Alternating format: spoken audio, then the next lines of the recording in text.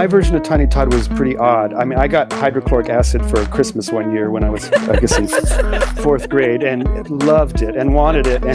And I still have all my fingerprints. So remember, safety rules were a little different back then.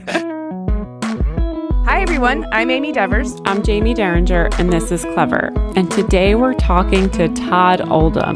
Yeah, Todd Oldham.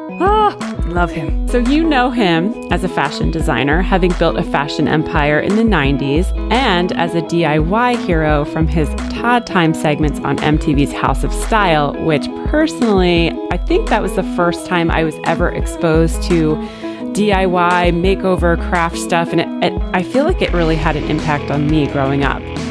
He's also a designer of almost everything, and a publisher and author of 24 books, including Handmade Modern, and most recently, Queer Threads, Crafting Identity and Community. Throughout his career, he's traversed the treacherous divides between class and genre with a deftness of skill and authenticity of spirit that serve to erase boundaries, invite collaboration, and champion all forms of creativity. And on top of that, he's a force for good in the world, helping the next generation of creatives to access their potential with his line of kid-made modern arts and crafts supplies, DIY projects, and more. This talk is full of solid wisdom, and we can't wait for you to hear it. So let's talk to Todd.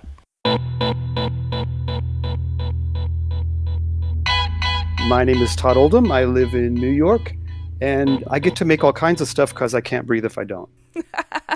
Man, I know that feeling of suffocation. It's real. It really is. It's palpable. I feel things very strongly in my body when something's not right, and it's a real thing. Well, the world is blessed that we have you sort of championing that for everyone and showing us how it's done. Oh, you're very sweet to say that. So let's go back to the very beginning. If you could paint the picture of your childhood for us. I understand you grew up in Texas. Can you tell us about your hometown and your family? What was it like? I was born in Corpus Christi on the water, but it was sort of more of my family was just kind of moving around, and that's when I popped out. My parents are remarkable and amazing and super brave, and we just moved around and had all kinds of adventures. We moved all over the States. We moved to Tehran, Iran when I was 12, I guess. We lived there for 4 years, so I've been to many, many different schools. Yeah, but what it does is it creates a new way of being where you're kind of at home no matter where you are. Home is more about just the community that's around you or your friends or your family, so I don't get so stuck about where I am. I travel well. That adaptability comes in handy for sure. It does, and then you just kind of, you develop more of a way of seeing instead of a what of seeing, and then things are a little easier. How did Tehran shape you? Oh man, it was pure magic. We had moved from Fort Worth, Texas to Tehran in 1976, I guess, something like that. So indeed a contrast. Mm-hmm. And one of the most brilliant things, it was like somebody threw open the blinds for me. And it happened in the airplane ride over there because I'd been on many airplanes around the States, but never overseas at that point. And looking down and I knew that there weren't lines between all the countries, but really seeing that this was one big glob, it created this strange thought of why we consider ourselves separate. If those boundaries are all false, then, it just created a new way to kind of look at the world and cross-pollination of ideas and cultures and beauty. It was like a permanent opening of my eyes at that has never, ever closed. And I think that's why I've been so open to appreciating so many different cultures and trying to represent them almost simultaneously in so much of my work, certainly during the fashion days, which I imagine I probably couldn't have had the fashion career I had if I was doing it today. We can get into how times have changed for sure. Yeah. That opening of your eyes where you were able to see a boundaryless landscape is really important. I can understand how that has informed you and your career, but also your personality. How did that show up in your youth and adolescence? What were you making and creating, and was that supported by your family, or were they vexed by it? Oh, hardly vexed. No, I adore my family, and we still continue to spend all of our time making stuff. We'd had a TV, but it was really inconsequential as a kid. We had a craft table in the middle of the living room that we just made stuff all the time. Oh my gosh, so our natural instinct was just sit down and it was a great way to grow up. And I realized in hindsight that what it did, it created an appreciation of being process oriented instead of outcome oriented. Oh. And that has led me to so much personal success in my life, because whether something sold or didn't sell doesn't have anything to do with my appreciation of my efforts, or if it goes through my filters as a complete experience. So it really took a lot of pressure off. Everybody seems to gather around the TV. In old days, it was the fireplace and the hearth and telling stories. But then that became replaced by the TV. But gathering around the craft table is amazing. No wonder. Oh, it's so great. The conversations that come out of a restful, relaxed mind are so, it's not just blather. It's a really rich experience, and it's easy to do. It's a little bit of a time shift. And I don't know how, now with all the digital interface we have with our phones in our hands way too often, I wonder if that's possible. I'm so grateful that I had such an analog childhood. What about adolescence, growing up in Texas and being such a boundaryless Little creative? Weirdo? Yeah. I mean, were you a weirdo? Oh, yeah. I'm very pleased to be. I come from a long line of them. So, yeah, it was slightly inevitable. I never really cared that much what other people thought about what I did or me, really, necessarily. So I kind of had an invisible adolescence, I guess, of sorts. I moved around for lots of schools, so I was just that invisible guy in the corner that had weird shoes on that nobody has a story about, which is great. I just graduated and moved on. But my home life was super rich, and my ideal life was very, very rich. Just school was super boring. They weren't challenging you, were they? No, but that's why I just stopped going and went and spent all my time in the library and the art room. I have no idea how I graduated, but I did. But I just stopped. I missed the part about proving the learning. I loved the learning, and I sucked it all in and remember it beautifully. But I just didn't know. I didn't care if you thought that I knew it or not. That's a bad attitude for school. But because I learned. I really did learn. Yeah, and you did graduate. So after graduation, you moved to Dallas, correct? Yeah, I was in this place called Keller, Texas, which we'd moved to after. Well, we came back from Iran and had a brief stay in Denver. I actually went to Columbine High School, Ikes, for 1 year, and then we moved to Texas for yet another year. I kind of gave up in 10th grade, I think. I am not advocating this or suggesting this for anybody, but yeah, for me, it was just like, oh, this is not. I'm done, which not great. But I thought I knew everything, and I just focused all my time on learning things I was interested in. Well, there's value in that, too. Yeah, I think there is. There is. I think so. If you're a hothouse flower and you're willing to just know everything about your little world, yeah, that's the way to go. What did you end up doing after high school? What kind of job did you get? In 11th grade, I got hepatitis. And I was in bed for a few months, and I taught myself to embroider. And so I'd already known how to lightly do it, but I taught myself really to bead at that point. And I started making things for people in high school. So I never remember a conversation about college with my parents or me bringing it up. And it was just so clearly that was not going to be for me. I set up my business in 12th grade and then got rid of the nuisance of school, as I was thinking at that point. And just started, and within, I guess, about a year, my first collection was at Neiman's in Beverly Hills. So it went really fast. Whoa. I have sort of a follow-up question.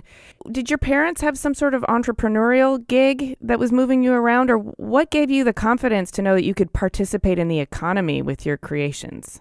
It wasn't the confidence. I think it was just the other choices. I always think about trading time. Like for me, money is like trading your time for money. And I was kind of always thought, like, what am I willing to trade my time for? And then it just feels better to go about, I think it feels better to go about life like that instead of trying to make everything so money based. And it just kind of worked out. But my parents I have no idea why they were so brave. And I inherited that from them too, where they're brilliantly smart people, but they don't mind not knowing what they don't know.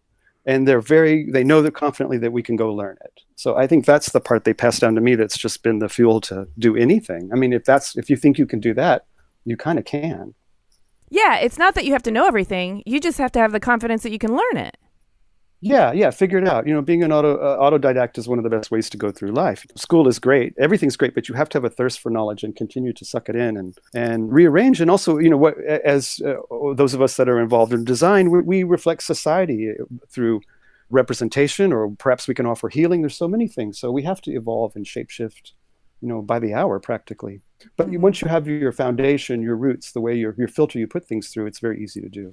Yeah, I think that also reinforces the idea that we're not all the same. We don't all learn the same way, and we don't all work the same way. And so, it's important to recognize, and I think this goes back to Amy and I had a conversation about educators, like noticing certain kids learn in a certain way, or certain kids have an interest in a specialty where you can kind of help shape them to go down the path that is best suited for them, and instead of trying to force them into some, strict way of doing things. Oh, it's so much smarter. And it's one of the things we address daily with this new adventure we have called Kid Made Modern. And whether you're a cognitive learner or a visual learner or whatever your method into new information is, we want to make sure that the doors are wide open and you're welcome and we're clapping for you. So it's a big deal, this kind of flexibility, and we call it our invisible safety net. You always want to have that invisible safety net that will catch you no matter what. All your decisions will be proper if you're over this invisible safety net. So I want you to connect the dots for me between what happened when you graduated high school and started working and getting the gig for MTV's House of Style, the Todd Time gig. What happened in between that? Well, there was a few years in between that. I was living in Texas at the time, so I started making collections there. And I'm often asked this in students when I'm at school, like, what do I do? So I always tell them just to miniaturize it. Miniaturize any situation and reduce it to its core. So if you're going to be a fashion designer, you have to think of something to make, find someone to buy it, duplicate it, and then get paid. That's 4 things. I can do 4 things. So by keeping it fresh and boiled down, it felt like totally attainable. So I just started doing my 4-thing method, and it started working. And I would make something, and then I just happened to be in the right place that Neiman Marcus was in Dallas. And a friend of mine worked there. Actually, everybody I knew worked at Neiman's. I was the only person that didn't work at Neiman's. And it just kind of, I kept tripping, sort of falling face first into all kinds of great situations. And this was one of them. And they were opening the Beverly Hills store, and it just kind of all blasted off. And then that kept going for a while. And I had a lot of fun doing that. I mean, it was a great time, a great learning experience. And then I moved to New York. I guess it was in 89, after I'd caught the eye of this Japanese company called Kashiyama. And Kashiyama in the 90s was late 80s and 90s was a big deal. They represented sort of the world's most interesting artists in clothing, like Jean-Paul Gaultier and Dolce & Gabbana, that stuff. So they brought me into the stable, and things just blasted off immediately right from the start, because I think I had been doing it for about 10 years now. My mom has always been my partner.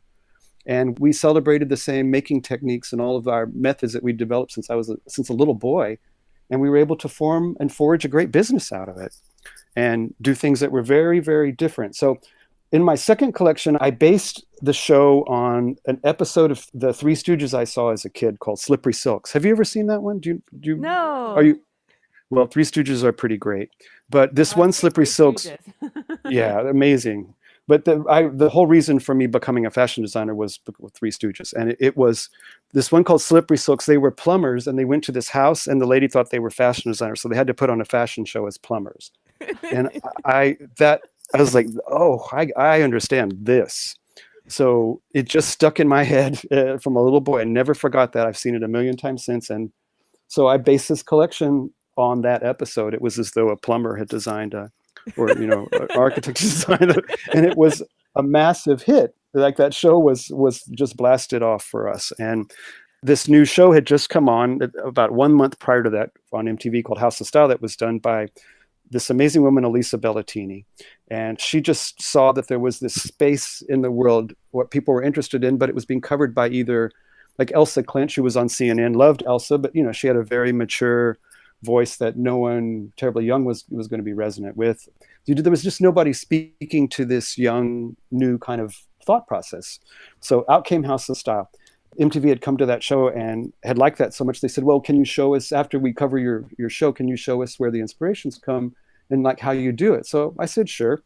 And so we did it, and it was a massive hit. In the segment, we showed how to reupholster some furniture, and I pulled out all my DIY tricks from being a kid, and it worked. So it kind of blasted off. A whole generation, man. It kind of did. I'm kind of amazed at how it just seemed really natural for us, because it was a very small group. It was Elisa, Cindy Crawford, and I, and a handful of genius producers who's now, it's so fun to see crawl credits on like at the end of The Voice, or all the major shows now have all people that came from House of Style in the 90s. That was such an incredible brain trust of people that are now still in control of everything. You just don't know it. So they'd say, okay, you have 4 minutes and 19 seconds. What are you going to do? So I'd say this, and then I'd go do it, and I'd edit it, cut it, and hand them the tape, and MTV would put it in and broadcast it all over the world. I mean, it's insane. That would never be now. Can you imagine someone turning over a tape and a worldwide network just playing it? No. I mean, it's insane. But that's just the way we worked. It was just a very different thing. And then we got to talk about the core of this, which is that style has nothing to do with money. I'd show you how to redo something from the thrift store, and then I'd interview John Galliano in a segment a bit later, and it was all the same to us. But I guess it wasn't the same to everybody, and it kind of created a new way of seeing. Researching and thinking about you and your life and your career, I see you as an eraser, like a very, I see a very skilled illustrator with their hand on the eraser, just erasing all the stuff that doesn't need to be there, that the rest of us think needs to be there, or that think defines these arbitrary boundaries. And you're the guy who's like, nope, that doesn't need to be there. Let's just embrace creativity and fuck class and genre. Like, that's not necessary here. Well, I agree. That's very kind of you to say. Thank you. It's just, I'm not haughty, and it's all interesting. Like, puddle in the ground with spilled antifreeze is just as beautiful as a trip to the Louvre. Like, I feel it in my body in the same ways. So it's, once again, it's, as I mentioned earlier, it's the way of seeing versus the what of seeing. And then everything's interesting. Well, you've taken that eraser mentality, the way of seeing versus the what of seeing, and you've built it into a multidisciplinary design studio, it's a tremendous example for creatives who are trying to not get pigeonholed or want to be able to stay engaged and do the stuff that they're interested in, as opposed to what somebody's decided they're valuable for.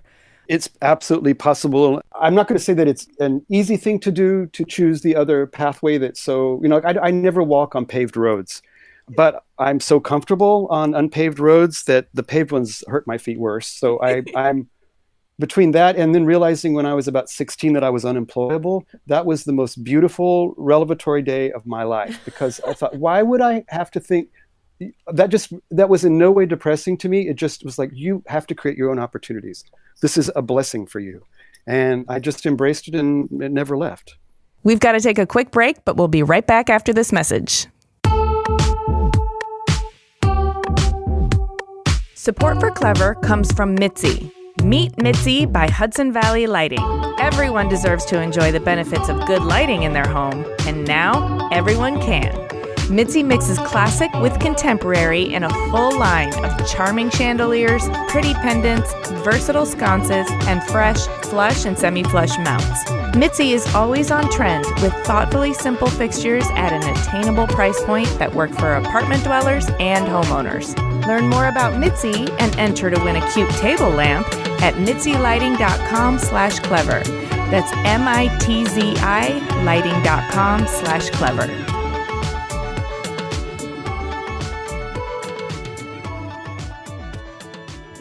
Let's talk about the hard part, though. I mean, you said it's as hard as you want to make it. Are you referring to your own internal resistance, or? Most of the struggles, I can just tell you what personally I find to be a struggle. It's when an idea doesn't bloom fully, or a situation is chipping at an experience. I never lose the fact that I'm here to serve, and designers can participate in these systems however they wish, but I don't think anybody needs anything.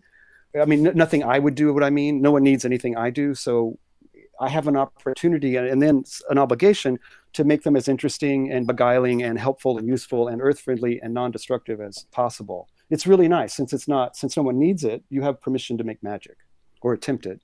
What kind of advice would you give somebody who's wanted to also build a multi-dimensional career or profession for themselves? Just do it. Yeah. Nothing happens without the doing. And I had a really beautiful experience happen in the 90s. It was the guy that ran Viacom, Tom Preston, was a really cool guy. And we were at dinner one night, and he turned to me and said, Todd, you have brand permission. And I asked, what? And he said, you have done so many things now that no one will ever question whether you can do something. if you want to do something new. And that was a gift from the heavens to me, to realize that all of this crazy eyebrow raised expressions I've been getting my whole life actually added up to it all kind of working out in the end. It was really a nice thing. So I think that's seeking brand permission, I think, is one of the best goals one could have for a varied and interesting career. And you get brand permission by just doing everything as well as you can. Hot damn. I wish I had heard this years ago, but that is amazing. I've been eating off my ideas for 40 years now, and it's completely shocking to me that this is true, but it is possible. All my advantages were loving parents and a creative mind. So, and that's a big, super big advantage. But you don't need society to help percolate you. You can force the percolations or instigate them yourselves. Speaking of percolating things, so you've done, like you said, you've been doing this for 40 years and you've done so many different things. Is your creative process basically similar to just like a DIY project? Is it like a lot of trial and error? How do you come up with ideas, and then how do you process them and figure out, where they're going? Well, let's see. How can I explain this? I know this system really clearly, and I know how to work with my creativity fully. I guess what happens is oh God, I'm not using any proper words here. That's okay. This is freeform. It is a freeform thing. It's kind of like if someone said, go do the Watusi, and everybody would do it a little different. I've kind of formed mine in a unique way. So it's like I have a hat on that I can spin really quickly to match whatever my task is. But most of the time my hat is on neutral. And I always prefer an idea for idea's sake, because those are the ones that lead to I think the richest results. So you can keep going with it and, working with it. And then eventually you want to make sure that, you have all the ingredients to get it out there. But I kind of can wear test almost everything in my head at this point. That's one of the reasons I really lost interest in doing fashion, is because I could build anything in my head as fully as I could build it with my hands. And what's the point, So you have to be able to build, to know where you're going and build it. But I can remove a lot of the problems in my head before I have to start using my hands to do it. I guess it's from being fine-tuned. Yeah, definitely a lot of experience. So once you've kind of formed that idea in your head and you're ready to execute it, is that easy to communicate to others? Because at this point, I assume there are other people working with you on these projects. How does that work? My design team here is exquisite, and I love them all, and I'm in awe of them all. We run a very different kind of system here. We're pack mentality. We're not layered in the traditional ways that design studios are. There's not a lot of bosses here, and we just trust that everybody's going to do their job and nobody's checking on you. So we pull things apart and come back together, and that way the ingredients are never watered down. Every part of it is as rich and full as it can be. And when it comes back together, it gets even better. And the way that I've set my design studio up is to honor the instincts of design and making. And we start at 10 o'clock. We're really flexible. You got to let it kind of ebb and flow when it needs to be. The design of the studio, I think, is really helpful to that, because I went so far out of my way to make this place not look like an office. And it doesn't. And it feels fantastic to be in here. I do think atmosphere is so important to creativity. When the atmosphere absolutely. is designed to just squeeze as much productivity out of you, but not valuing like the essence of your creative genius, I think you start to feel a little bit like a drone or a robot. Well, yeah, and then you become less than, and that's I'm much happier working with my office here that's full of people I'm in awe of that would probably be challenged working in traditional modes. God bless them, and I'm so pleased for them that they have that challenge. Everybody in here really should be and will be heading their own stuff. You can just tell. Mm-hmm. We're so blessed to have an office full of artists that are as vibrant as this team. I want to know about creating products and clothing for children. You touched a little bit on some of the psychology and philosophy that goes into Kid Made Modern, but can you talk to us about how you get into designing and making those products? And do you scale back down to Tiny Todd when you're thinking about what kids would enjoy? I do a little bit, but remember, my version of Tiny Todd was pretty odd. I mean, I got hydrochloric acid for Christmas one year when I was, I guess, in fourth grade and loved it and wanted it. And I still have all my fingerprints. So, yeah. Oh, so remember safety rules were a little different back then. I love that my parents bought it. I mean, I adore them so, but I'm always that's one of my memories that makes me so impressed with them, that they trusted me to hand hydrochloric acid to me. They're not stupid. They knew what it was, but they knew they could trust me. And it was really sweet. What is some of the psychology and philosophy that goes into the Kid Made Modern? First of all, can you give our listeners an overview of Kid Made Modern and then talk to us about the core tenets of it? Sure. I'll try not to use so many words because I love this so much I can talk way too long about it. Kid Made Modern sort of started out as a love note to my parents. I've made a lot of books. My 24th book came out last year called Queer Threads, which was the first LGBTQ overview of fiber artists. It's really something. Oh, wow. So I've done a lot of these books, but a few books back was one called Kid Made Modern. And it was a love note to my parents who really just spent so much time teaching us all. And I wanted to kind of impart the beautiful ways they taught us, teaching us technique, but leaving things open so that we could express ourselves within it. So it's kind of three parts. There's that part. One of them was a response to when I get to go in design schools. And there was a time I was seeing this sort of bad habit developing where things are being torn out of magazines and duplicated. And we're losing that beautiful ticklish joy that hits you when you stand in front of a painting that moves you or hear a song that, brings a tear, or those kinds of things. We lose that passion that then turns into inspiration and removes the need to duplicate. So we wanted to try to address that in a way. And then also a third part is this thing called the all abouts, which sort of demystify or explain art making or craft materials or techniques. So squish all those three things together, and we had a book I was really pleased with. So we started doing live events and fundraisers for the New York Public Library and different museums around with the book, and started seeing that as we were using other people's supplies, there might be room for maybe something a little better. Because I love duct tape, but was vexed by the fibers that are in it. And if you want to make a wallet, I realize this is not what duct tape is made for, but should you wish to make a wallet and you tear it, then there's all those fibers. So I worked with the tape company to have the fibers removed, and we just did a lot of little things to sort of make it all better. So at the time, a pal of mine, Michael Francis, was at Target stores. He was really great. He was a visionary that was, at the beginning of sort of Target turning into something spectacular. And he's always been a big fan and a big supporter of us. So we asked him to come in to show, and we made prototypes of Kid Made what we were thinking it could be. And within a few moments, we had an all-store buy and a 3-year guarantee with no tryout, which our jaws were on the ground. So clearly we had something that seemed to be in the air a little bit. And we started with Target, and it just snowballed and grew and grew and continues to go, including what this season now we have a partnership with J. Crew that just came out a couple of days ago. It's a really fun clothing collection. And I'm most honored that we're now working with MoMA, making their kids art and craft kits and supplies. So it's been really fun watching it grow from this thing that was really dear to us to this thing that seems to be dear to others. Yes. Sorry, that was a lot of words. No, I love it. And I love the motivation behind it, starting out as a love letter to your parents, but in the same way that's a love letter to the kind of childhood that supported and embraced whatever came of your curiosity. And yes, that's true. And nurtured it and gave you the tools to play around with it, and then gave you the validation that that's a good way of learning and that's acceptable. It's so great. It's my mom and dad. They were children themselves having children. And I don't know, maybe we all just raised ourselves at the same time, but they had such an amazing, and at the time, I was born in 1961. And certainly open-minded, but amazing that they felt no need to put these brackets on my brothers and sisters and I. They really just kept it really open and up for it.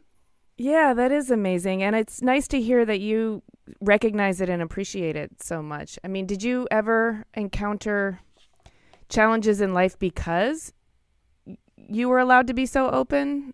Oh, yeah. No, I have arrested development for sure.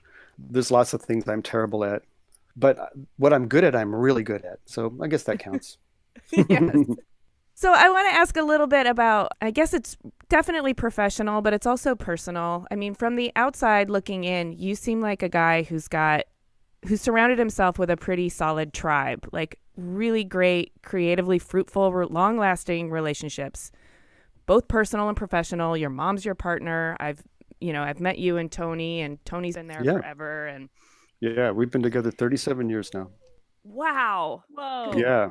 Congratulations. Now you. Yes, High that is. five.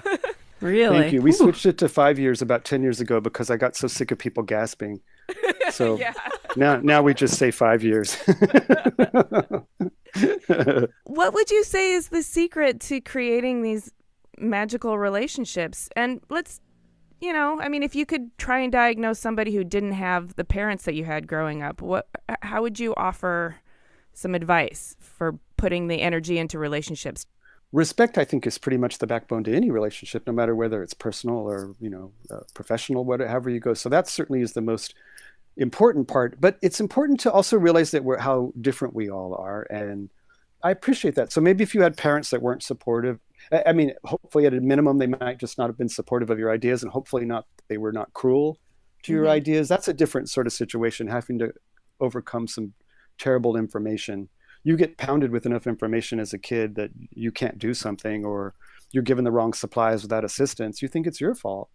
And that's a ridiculous thing. So you're going to have to, if you're not getting supported by those around you, you'll have to find the things to appreciate about them and move on to be sated in being appreciated in other ways. So be open-minded to find your tribe, and I think you find it. Moth to the flame, if this is of your interest and you don't find you have support in your family, find a knitting bomb circle, or if you live in New York, Taco Bell Drawing Club run by Jason Poland still is all the time. So there's all kinds of groups you can kind of sidle up to and meet somebody new. But I always found that just by saying, wait, like Taco Bell Drawing Club exists, that makes my heart feel good that these people gather at Taco Bell just to draw, because just drawing is worth it. Yeah. And there are going to be other people that believe like this too. And if you don't believe it, that's fine. Cheers, go about your life. But for those of us that these sorts of things are very, very important, they're not just like a little important. They reassure you. They cuddle your heart. They give you like a reason to keep breathing, because we're not normal, and that's great. So we have to understand that the things that are special about us are worthy and deserving of the anomaly behavior. I wish you were my brother. I adore my sisters. They're really fun. My sister Robin was my fit model from very early on, and even when fashion got really big, she remained my fit model. And the number of times I've stabbed that poor girl with pins. And in shop class, in 10th grade shop class, I made a pair of lathe platform shoes. Wow! Oh my gosh! You must have given the best holiday presents. Oh, Christmas is so good at our house. It's excellent every year. Yeah, everybody makes lots of stuff. Okay, so let's time travel. So if you could go back in time and tell let's say your 20-year-old self, if you could tell your 20-year-old self one thing, what would it be? Well, my issue is relaxing. So I would just say relax a little bit. It's not necessarily tension that reacts to a situation. It's my RPMs. Like when they get revved up, I feel it as, my body recognizes it as tension. I just don't attach the bad feeling to the tension. So I'll develop a way to not feel it quite as strongly, because it wears me out. Right. And you spend your energy spinning your hard drive or spinning your wheels as opposed to enjoying the process quite as much. Is that what? Yeah, when it interrupts process, that's when, because that's all we really have, especially. It's a very false idea to attach success in artistic ventures to what happened after, whether if it sold, if it whatever, that's just, you can't judge artistic. That can be a unit of measure for artistic situations, but it can't measure the success. So you have to be really cognizant of were you as present as you can be during the process? Did you take the ideas as far as you can? Is it as conscionable to humans and the planet as it can be? You have to decide those things. And for me, if they're not all met, then that's not a lot of gray area. It goes from fantastic to failure real fast, which is slightly irritating. Well, yeah, just slightly. Man, the wisdom you're spewing, Todd, is just profound. I've just been lucky to tumble through life in this funny way. I recognize that I've had an unusual way, but I also know that I have I have a few good secrets to tell for those of us that need to know about how to get through it. It's not Yeah. easy, but you can if you if you really stick to your assessment of your successes as personal ones, then you're going to survive fine. Just getting to that place is sometimes pretty difficult, though, when the outside world is sort of, when your survival depends on successes. It's Oh, hard to exactly. Or an figure awful out. boss. Imagine you would have like somebody with. I've seen this in many design studios where the lead of the studio's got an agenda, or they've got a cruel streak, or it's just weird. It's kind of like I don't know. It's just not a system I wanted to participate in. So I wanted to make sure whatever situations that I can control. I mean, I do step into ones that I don't control that have attributes that I don't respect, but it is what it is. But things I do control, I try to make sure that we've all honored that. Because in the end, all you have is the experience you've had with your pals, and maybe it brought some great joy that it brought to others, and maybe some financial success. So that's fine. But really, for us, all that is if we did it as well as we could have. So it sounds like you're able to recognize, too, when you're in a system where there are some people who are operating, let's call it from impure intentions. They're just, their own dysfunction is getting in the way. They're cruel, or their ego, or whatever. Do you have any situations or advice for recognizing that and then navigating around it? I do, yes. And so the first thing is just that, recognizing it without judgments, because dickish behavior, they're just probably a dick, and that's whatever. You can't, just accept their dickishness and move on if you can, or find ways to not judge. You're only going to get upset at their behavior if you're judging it. I'm Yeah. not being taken seriously. So if you just include that in trading your time, I'm trading my time to endure this person's false information and do this work. And then in your head, it's all just part of it, and you can kind of survive it. But I would say one of the best things is don't ride things into the ground. It's important to stick with things and make sure your ideas can go all the way. But if you're in a situation that in your heart that is not suiting you, or you're not prospering, or you're not doing your best work, most importantly, if you're not doing your best work, then you need to go. And and elsewhere, just, it doesn't matter where, just elsewhere. And then hopefully you'll find a community that works. But I was having dinner once with a friend of mine that writes a really popular TV show, and she was talking about the writer's room and how important it is in the writer's room that there's no poison.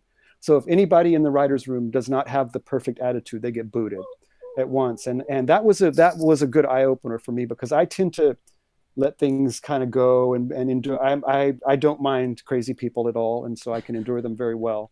But there does come a time where it's like, this is not a good fit. So I'm quicker to respond to that stuff. But I think for anyone personally going through it, just recognize your worth. If someone's belittling you, it's about them. It's not about you. If you've done something wrong, accept it and choose to do better next time. And if you're talking about wrong in a subjective field, just remember that. Because like if we're looking at a painting and I love it and you hate it, we're both right. Yeah, I think it's very important to recognize the toxicity. Is that infecting the other people in the collaborative process, or is that just something that I'm struggling to endure?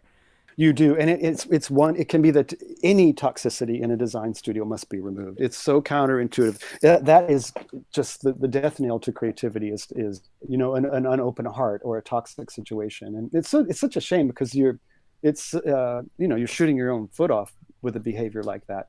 But as a creative, we have to self-preserve. You have to you got to hang on to your heart and your center. And it's not easy, it's not easy, but it's part of it. Just try to learn early on that your opinion is fine, and that's enough. Man, if I had learned that so many years ago.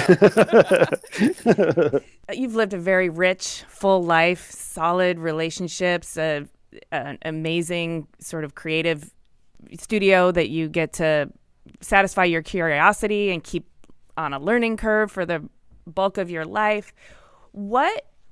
It's hard for me to even imagine, what would you add to that? What do you want more of? What would make your life even better? I'm very interested in new mediums, so I'm endlessly shuffling what's in front of me. I have the same approach no matter what I'm doing, but the ingredients change all the time, and I'm very interested in film these days. So I've been writing off and on for a while now, so I think that's probably going to be the next thing that I'm pretty green at, but I'm super psyched about, is going into film. Well, can you tell us anything more? Well, yeah, I don't know if I'm not comfortable really talking about the project yet, but but you say you're writing? Yeah, I'm writing. Yeah, with my friend John Bland, and we've it's coming along. I'm sorry, I sound like I'm just being evasive, but I'm very, very excited about it. I love writing and I love reading. That sounds so simplistic, but it's very true. And then when you see some like magic, like a sentence structured by Dorothy Parker is just as gorgeous as the most epic couture gown. It's just this when everything can be sparkly in the right hands. And that's when it becomes fascinating. So I'm excited to figure out what there is to say in film that someone might want to hear. It's interesting because it's not like what we do at KidMade, which is, we're in service to. This is a different thing. You're not, as a director, you're not in service to humanity. You're trying to do something different. So I like flipping the hats around. Yeah, that sounds exciting. I love this image of a rotating hat, and you can just sort of spin it to be what you need it to be in the moment. Yeah, that's really what it feels like. Like those propeller beanies is my visual image. Well, it works. It's just, once the glue is there, you can turn it in any direction and figure out what to do. So what about you personally? Do you have any big adventures coming up or any goals that you want to accomplish? Well, I'm garden possessed. I just love it. I've always loved it. We would go on walks as a kid and endlessly, my mom would name every plant and we'd have to repeat it. So she was teaching us all the names of everything, and it's stuck. So now I'm possessed in the greenhouse with propagation, and it's like almost to the point of actual possession. I can't wait to go see if the tomato plants grow in 1/4 of an inch, and it gets a little nutty. So that to me is my favorite. And then the way I was able to turn that passion is we debuted our first KidMade modern garden collection, comes out in February with Target stores. So that's the thing. I really have found a way to enjoy all my passions and then find a way to share our sort of fine-tuned knowledge of it. It's nice. It's a nice way to go about things. Well, you mentioned a film-related project you're working on that you can't talk about yet, and a garden product for children with KidMade Modern. What about anything else you might want to mention that's coming out or has just been released that you'd like to share with our listeners? Let's see. Well, we certainly spoke about the KidMade stuff, but what we've just as now coming out is the home collection and the clothing. So we're finding our sensibilities. If you like what we do, it kind of works in a lot of different areas, and that's been really, really fun. I kind of reconstructed our old couture team from the design days, and we're making a very small handful of completely handmade clothing, hand embroidered, hand sewn. They're very, very beautiful and ridiculously expensive, which seems once again ridiculous in itself to make expensive children's clothes, but they are very, very, very beautiful. Well, beauty matters. We know that. It sure does matter, and and bothering to bother matters. Bothering to bother. Yep, yeah. It counts. It does. Well, and figuring out which bothers are worth the bother. Yeah. Most people just aren't willing to throw themselves in, I think. And I think that comes from caution, not from a lack of ability. I've always found that almost anybody that told me they can't that's not real. It's not, I can't jump to the moon. Yes, that's real. But if you think something about your abilities, like realistic abilities, it's just probably false or something you've heard parroted to you at some point. I recognize at my age now how truly blessed I was to have parents that were so encouraging. They were. I was like growing up with, what is that comedy rule that when you're doing improv, you always go yes and, it's never no. I had yes and. Improv is agreement. Like you don't shut it down in the middle. Yeah. Exactly. And that's sort of my childhood. And I think that because I've embraced that, that method and approach to business or any of the projects has really served me pretty well and created a peaceful environment in most cases. Well, it served you pretty well, and then you've turned around and served us, the greater creative population, pretty well by example. So thank you. Well, you're very sweet to say. And thank you so much for sharing your story with our listeners.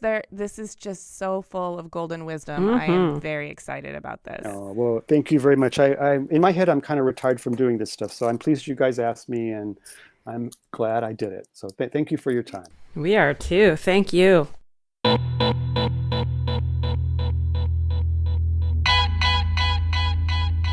So Todd Oldham, Whoa. Amy, this guy was like my tween hero. He's still my hero. He's even more my hero now that we've gotten to talk to him. I wasn't kidding. I really wish he was my brother. And no disrespect to my actual brother. I love him too. But I can't even imagine how my life would be different if I had a partner in crime like him, or somebody that could just validate my kooky creativity all through my youth, you know?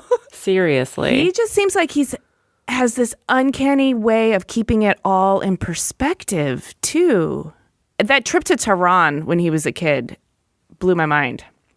Well, I mean, he talked about the fact that he looked out the plane window and he didn't see any divisions between space, and that he realized that these boundaries were just made up constructs. And that was like his eye-opening moment. And it kind of pervades everything he does, and the way that he thinks and the way that he works. I thought it was so crucial, too, that, well, first of all, the craft table was the hearth of the home that he grew up in. And he's absolutely right. Like, some of my fondest memories with my family, we weren't really a very craft-centric family, but my fondest memories were the times that we did family crafts together, like dyeing Easter eggs and making Christmas ornaments and cobbling things together in my dad's, like, sort of construction area. Like, those are the moments when there's something activated when your hands are working in concert with your brain. And when your family has designated time and permission for you to do this, he's right. The conversations that come out of that, it's not fluff. It's dinner table conversation, but it's coming out at the craft table, which I think makes it even like more activated. I thought what was so powerful about that whole rich family life too is he said that it made him process oriented rather than outcome oriented. Yeah, I wrote that down. But he also said that he feels it in his body, which I thought was really interesting, because like that sometimes that happens to me. You know, you get so emotional or so interested in something that it's almost like your mind and your body are one. Oh, it's a very physiological response. I feel it too. I feel like, you know how some of us have our senses are sort of hyperactivated, like some of us are super tasters. I don't know if they have more taste buds or whatever, but flavors are super strong. Yeah. I've always felt like my nervous system feels things really strongly. Like, does that make sense? Like, I react to things in a very strong way through my nervous system. And I feel things that other people don't feel. I don't know. Well, he said that feeling, he's had it his whole life, but that he, you know, found that sometimes it becomes tension. And that can be a little bit of a hindrance to, you know, him enjoying the process. But he talked about how important that process is, and that's what is the ultimate goal, if he can be within that process. I also thought it was really fascinating that because he went to so many different schools, that he was the invisible guy with weird shoes that nobody had a story about. Because I think that would be really painful for some people. But I think because he had such a rich and validating home life, he was able to sort of observe the world with a level of detachment that a lot of adolescents don't have the luxury to be able to do. Because they're still trying to seek validation or permission from the outside world if they're not getting it from home. And I thought that was really fascinating, because he does have this the kind of wisdom that seems like he's always looking at everything from an airplane, you know, like this grand overview of how things work and how people interact and who's poison in the room, and he's seeing it from a higher vantage point, from a wiser perspective. Oh, he's just awesome. I know, so awesome. So awesome. I wrote down so much goodness from this one. I think there's going to be a lot of fantastic quotes, and there's just so much wisdom, little nuggets that can be pulled out of this. But what I really liked about the way he runs his office is that it seems very democratic, and that everybody's opinion is important, and everybody is a valid contributor to the whole project.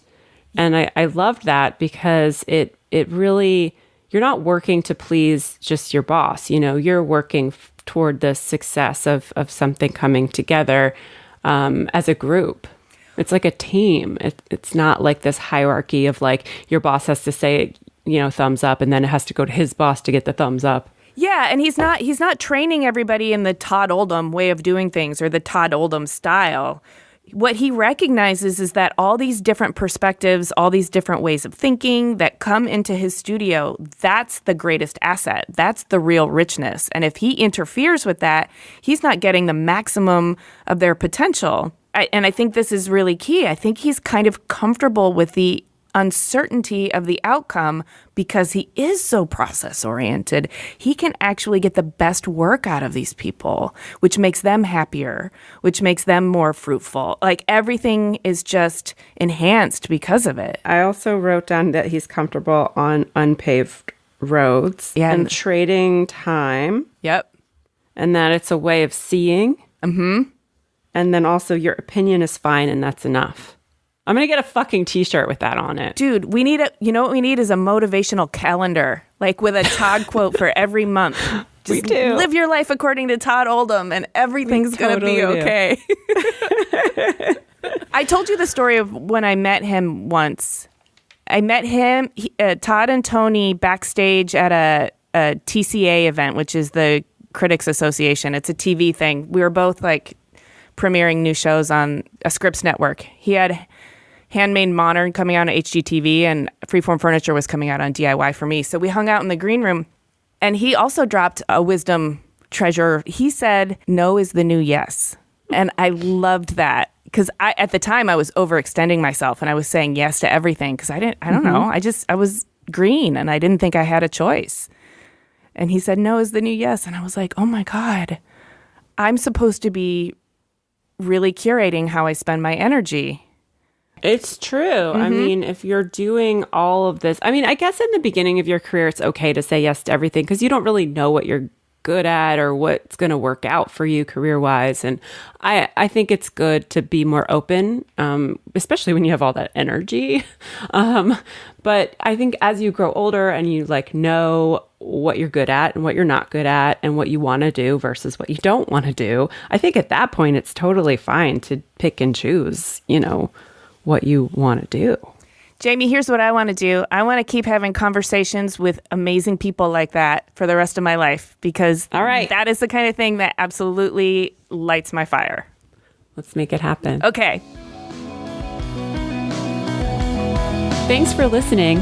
To see images of Todd and Todd's work, you can click the link in the details for this episode on your podcast app, or go to cleverpodcast.com, where you could also sign up for our newsletter. Be sure to subscribe to Clever on Apple Podcasts or wherever you get your podcasts. And if you're in the mood, please rate and review us. It really helps us connect with new listeners and share these stories.